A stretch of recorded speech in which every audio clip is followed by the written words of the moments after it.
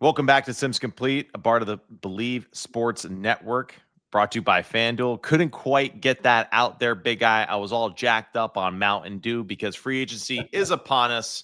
Illegal tampering is now legal tampering. Oh, there you go. And yeah, big guy, he's over there sweating, right? Because there's a lot of action going on, a lot of hypotheticals. Where's this guy going to, where's that going to go? You know, we don't know, but breaking news here. All right. Kenneth Walker signed to the Kansas City Chiefs. And not only that, Kenneth Walker and the return of Travis Kelce back to the Kansas City Chiefs. Big guy literally as we're coming on air to do this podcast, Kenneth Walker signing with the Chiefs. Your reaction to the Chiefs getting the former Super Bowl MVP and Kenneth Walker? Well, first off, listen, I'm glad you could fit me in today. So thank you for that. Get me on here. Anytime, big guy. Anything for you. You're a fan of the show. The man that has 17 jobs, but that's good. You know, you're working. Hey, thanks, man. Appreciate it. My thoughts on it, I'm a big believer in this. You've heard me say it. I don't know if I've ever said it to anybody else, but the quickest way to, I think, improve your football team is get one of these running backs. Right. And Kenneth Walker is one of these guys. And that's going to it's going to change their football team. It really is. Patrick Mahomes is going to be different. The play calling, the play design, how they're running the football team. Now the Travis Kelce thing, I just give me a quickie on that, Matt. Did they come to an agreement, or they're trying to, or what? Yeah, so I don't know exactly what the numbers or the contract, what that looks like. We just know that Travis Kelce is set to return for another year with the Kansas City Chiefs. No final numbers. Don't even really have any final numbers on Kenneth Walker yet. We just know that he has agreed to terms with the Chiefs at the moment. Yeah, and my last thing is, after the Super Bowl, I watched him all year long, and he didn't probably, now you look back and we talked about this, give a running back enough carries so they get a great feel and a great read on the defense. And we saw Kenneth Walker do that in the Super Bowl, and I would expect they're going to kind of use him the same way in Kansas City, knowing give it to him enough. He makes the right read, and he's slick, man. He can bounce it outside and reads blocks very well. So that's a great – that it really is. That's a tremendous move by the Kansas City Chiefs. Yeah, I think it's a big-time move for them, and really just a dynamic football player added into that backfield. Of course, like the stories of Isaiah Pacheco and Kareem Hunt, they were good. It had a good thing going. When Isaiah Pacheco started battling some injuries, and of course with Kareem Hunt and just kind of being in, then out, and just – with that whole relationship, they need someone to kind of really build that room around. And Kenneth Walker is now that guy. He is your workhorse. He's your running back one. And now we'll see if guys like Brashard Smith of SMU, who they drafted last year in the 7th round, maybe he can make an impact. We'll see how that applies to the rest of the running back room and how that filters out. But either way, they have a running back that really did just show his importance to a football team in their Super Bowl run, adding that. And keep in mind, Patrick Mahomes is not going to be most likely not ready or 100%, right, at the start of the new football season. So having a guy like Kenneth Walker to help out, whoever the backup is, if it is Gardner Minshew starting those football games early on in the season, I think is a big thing for the Chiefs going into next year. Oh, yeah. And who else is – a lot of people are really happy about this. The Kansas City fans, right? The front office, anybody involved, okay, it kind of gives them great energy. And the other person or the group, it's the offensive line. It's going to change who they are. It's like being a basketball player. I don't know if this analogy works or not, the old line. Hey, a basketball player, if you give him enough shots, sooner or later he's going to get hot. Right. And the same with the offensive line. They're going to get tougher. There's going to be more emphasis on running the football and training camp and OTAs. And Andy Reid, come on, Andy, show me. Show me you can do this running game and protect the quarterback and manage games different than he probably has in many, many years. So that's exciting news for Kansas City and good for the NFL. Yeah, exciting news for Kansas City, especially too because like Jawan Taylor, right, who's a free agent this year, the starting tackle, who's more so known, right, for his penalties than maybe his good football play, because he is a good football player. Just lines a little bit deep in the backfield a little too often. But he's a free agent. Is that something again like that they see someone in the draft that they're going to target to add depth to that offensive line? And of course, like we've mentioned multiple times in the show, we just feel like the Chiefs got way too stale. right? The focus was always about Pat Mahomes. All right, then after that, it was like, okay, now what's Travis going to do for us? You hope that Kenneth Walker being injected into the starting lineup now, that alleviates a little bit of the pressure on those two guys, and they can start to build their offense in a little bit of a different way than they have in the past. So excited for the Chiefs to get both news of Kenneth Walker and Travis Kelce coming to Kansas City. Sorry, Matt. No, it's okay, big guy. Go ahead. You see, I'm watching all this college film and really kind of going back to some NFL film, and I want to see somebody, whatever. Yeah. And maybe we'll see a fullback more, some I formation, quarterback even under the center, which they do get under, but more. Right. And, I just look at this and go, man, Patrick Mahomes, he's a great ball handler. So he's going to make a defense stand there and have to wait until they figure out if it's a play action pass or a run. Yeah. I don't think I'm overstating it at all. This, when I watch it, and too, the other thing I notice when you're not in spread all the time and shotgun is that you're much better at picking up blitzes. Right. In a shotgun, damn, unless you're really dialed into everything, it's hard sometimes to get the protection maybe the way you want it. So, yeah, Travis Kelce too. Listen, he is a fan favorite. He's a big deal to the chemistry of the team, to how we look at him. And yes, he's not the same guy that he was a couple years ago, but he's still pretty damn clever. Yeah. And, there's always a place for guys like that. Yeah, there's always a savviness, and you're right. It doesn't really matter. Hey, don't worry about getting the right depth or whatever. Just find the spot in the zone, get open for our quarterback, keep doing what you're doing. And that's what's great. You don't have to overcoach someone who has great feel for the game. And let's keep in mind, too, the Kansas City Chiefs, they pick number 9 in this year's NFL draft coming up, too, with the draft that's loaded with defensive players, especially within the front 7, some good corners as well, some superstars at running back. I mean, who knows if a Jeremiah Love is still that number 9? Did they pair up Jeremiah Love and a Kenneth Walker in that backfield around Patrick Mahomes? I don't know, but I like the thought of it. It sounds pretty cool to me. But either way, good start to the offseason here for the Kansas City Chiefs. Big Guy, let's catch up on some other news and action. Let's go to Daniel Jones. Daniel Jones being essentially kind of like a free agent to a degree, with how they're structuring his deal right now. They're in the negotiations as far as like what the actual number will be for him going forward, and playing the chances of knowing that with how they're tagging him, that other teams aren't going to break the bank to get him, right? There's not going to be a bidding war for him. And ultimately for Daniel Jones, you don't want to be switching places coming off an injury like this. You need to stay in Indianapolis. They believe in you. They know how to get the most out of you as a football player. He's going to be staying in Indianapolis. What the final number is, we don't know that yet. Doesn't really matter. It's a good fit for him.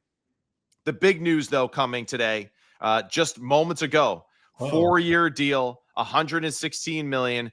Alex Pierce coming back to the to the Indianapolis Colts. Alex Pierce, 4 years, $116 million.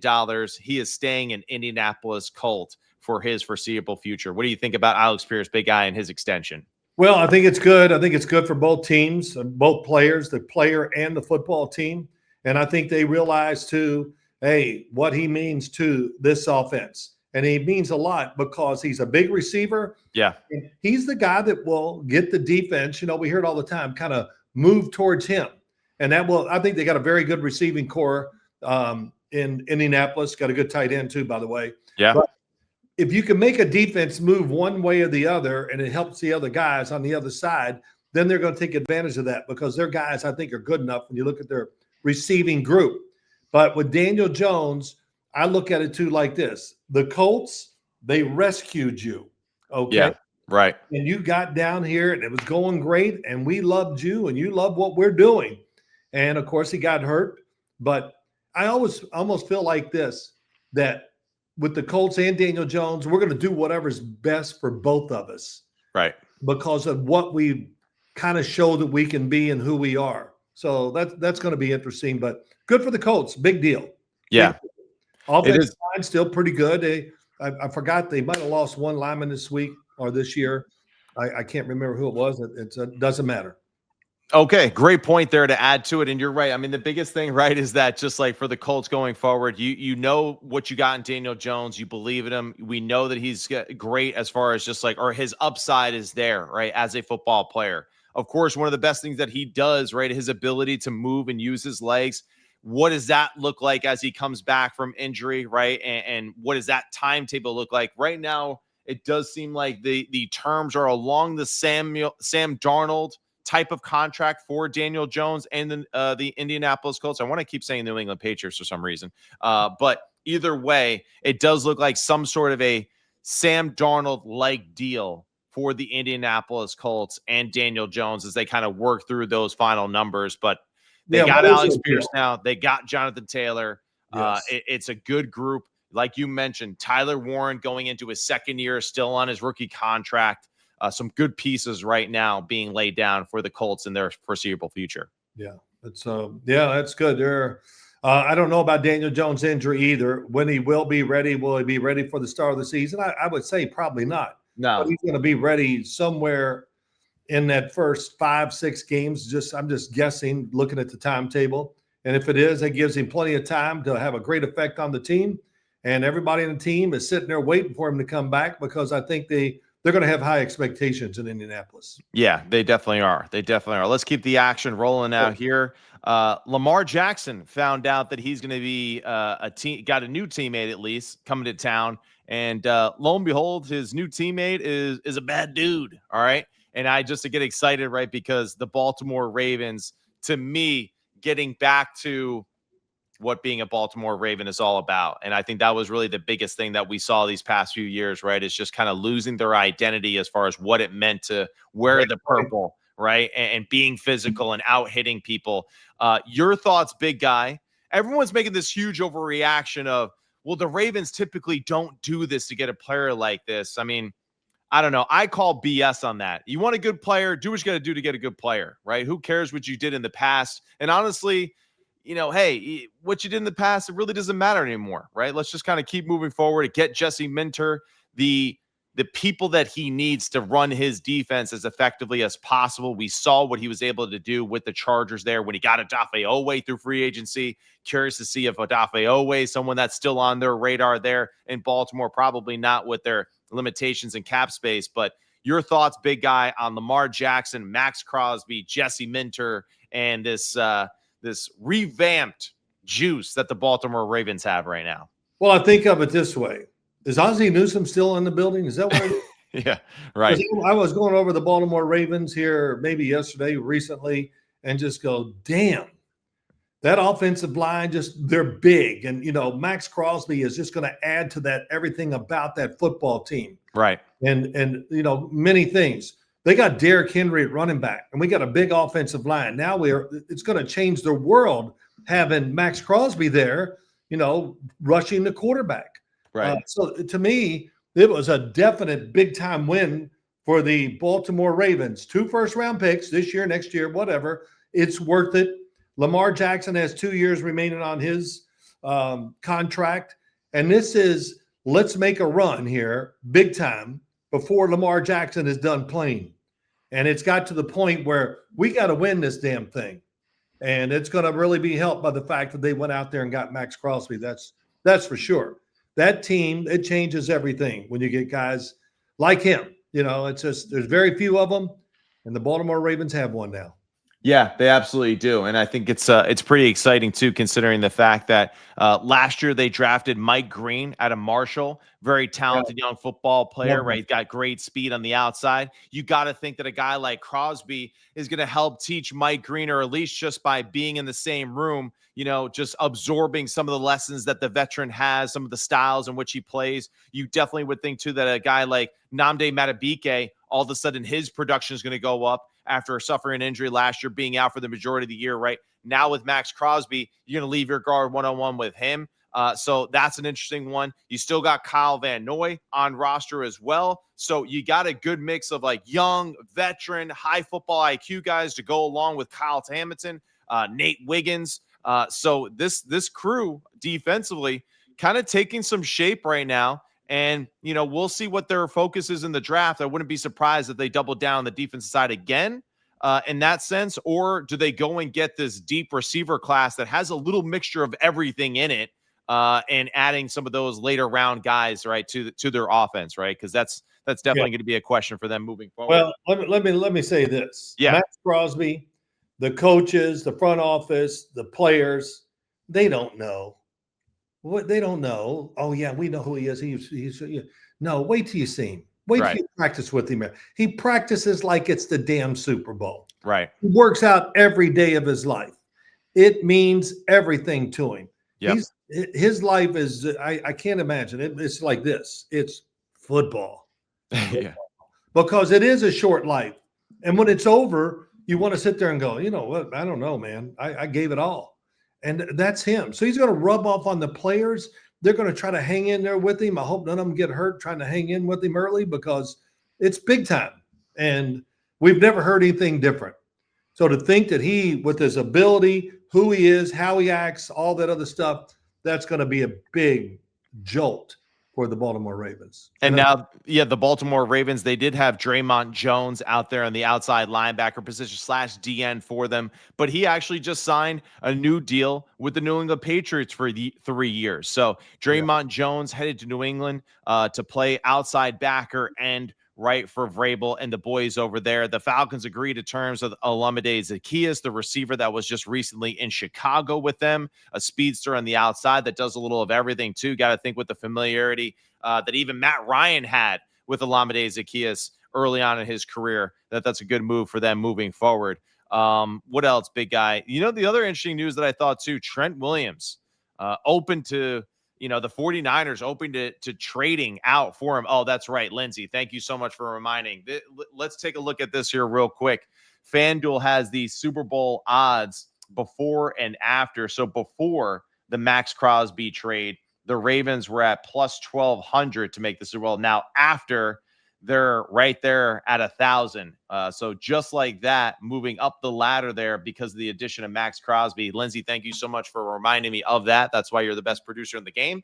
But yeah, that's the type of impact that Maxx Crosby has on a roster with being able to improve your Super Bowl odds just like that, playa. Looking at that makes me think, it's always Lamar and Josh Allen. A lot of talk, of course, when they're going to win Super Bowls. Well, right. Okay.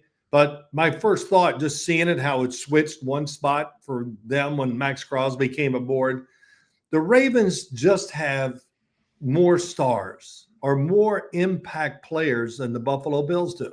Right. And, we talk, your brother has, I don't know if it was analytics or what, but turnovers is not the biggest thing now. It's about explosive plays.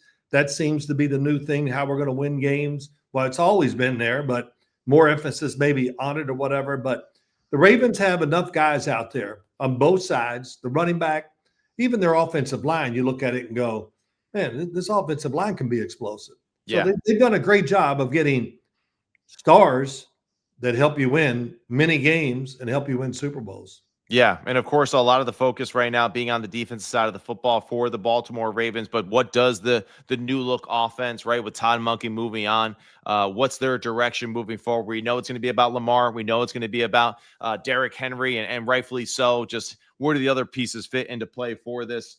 Let's see what else we got. So the other one that's kind of interesting here is Minkah Fitzpatrick traded from the Miami Dolphins to the New York Jets. So Aaron Glenn getting a veteran safety in that secondary. Aaron Glenn taking over defensive play calls this year, gets a veteran in there. Maybe Minkah Fitzpatrick isn't, still in the prime of his career, but a veteran guy, good leader. Yep, that's right. Everything between the ears for them, and definitely just a great person to have in the locker room, right? To have that connective tissue between your coach and your players. Man, there's nothing like having, get the team put together, whatever, and having that smart guy who can put it over the top. And that's him. Right. And you don't have to be the most gifted player in history to play the position. I think so much of it comes down to what you see, what you think, and how you react. And he's one of them that can do all that. So, great move by the Jets. They're trying to overcome whatever that was last season. I don't know what it was. It was bad in every category. But this will be Aaron Glenn. They've got his attention, so I expect to see a different Jets team, and that's a good thing getting Fitzpatrick to help you out. And then so far, right, to this early free agent market, big guy. So we got the Falcons right now making a strong push to sign Dolphins quarterback Tua Tagovailoa to a deal that can come together here soon. So that's up there. And then, of course, Kyler Murray, it seems like in the front running or a potential landing spot for him actually is potentially going to be the Minnesota Vikings. So we'll see how that plays out. I thought another, big news, right, thing that we heard today, breaking news situation that maybe gets overlooked a little bit, but I still think is important just to the grand scheme of this football team and their success. The Houston Texans, right, agreed to a new 2-year deal with Sheldon Rankins for $12 million. So now you got Danielle Hunter still, you got Sheldon Rankins, you still got Will Anderson there on the opposite side of that. So again, the Houston Texans just shoring up their defensive front. Sheldon Rankins played phenomenal this past year and just a big, strong physical guy with a high football IQ and knows exactly what they're doing. So the Texans just making sure, reinforcing that defensive line, they're not going to let that fall apart on them. Sheldon Rankins is borderline awesome. I mean, he's a big, just mess up play guy. What is it? Yeah, the stats don't show it, but he's the guy that leads the league or whatever. He's one of them, not leading the league, but he makes it good for the other guys. He scrambles it up and they're able to run and do their thing one-on-one. Yeah, he's a monster inside. Every time I watch the Houston defense, I just go, good, secondary, love him. And then Sheldon Rankins, when's it going to slow down? That's right. Seems like he's a better player now than he was when he came in the league as far as just athletic ability. Explosive, and the Houston defense, man, don't do anything to take away from what you had, what we saw last year. That was really a Super Bowl winning part of the team. Yeah. If they don't give it away so many times, I believe they probably would have won the Super Bowl. Yeah, I mean, it's unbelievable, man. And I think a lot of people feel that exact same way.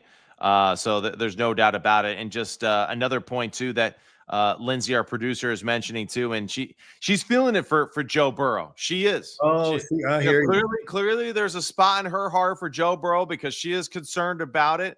Joey B now has to deal with Maxx Crosby. He's got to deal with Myles Garrett. He's got to deal with TJ Watt, excuse me. So either way, hopefully not JJ Watt, but that would really be the end of it for Lindsay and Joe B, right, if that was the case. But, it's just unbelievable that the AFC, yes, they got the superpowers of just the big name quarterbacks, of course, within the conference, but man, they're rounding into shape too with just all these pass rushers in the AFC as well. So yeah, we could throw for a lot of stats, but a lot of these guys might be on the ground a lot too with the pass rushers right now in the AFC and especially the AFC North alone.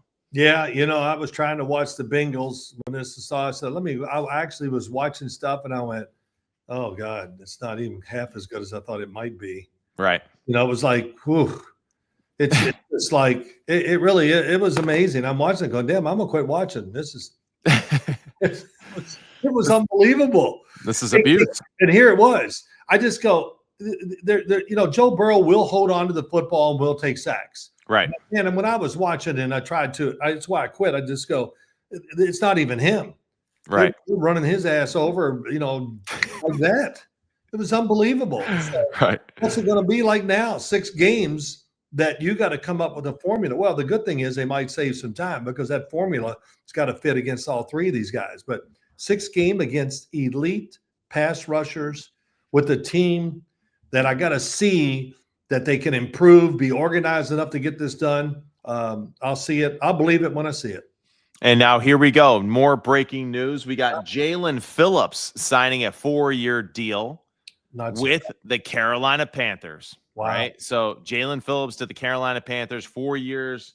Looks like something over over $100 million. So congratulations to him. We also got breaking news as well. Michael Pittman, the former Indianapolis Colts receiver, is going to be signing with the Pittsburgh Steelers. So Pittman to the Steelers, Jaelen Phillips to Carolina Panthers. Big guy. We're only a few minutes into this, and it's going crazy. What's going on?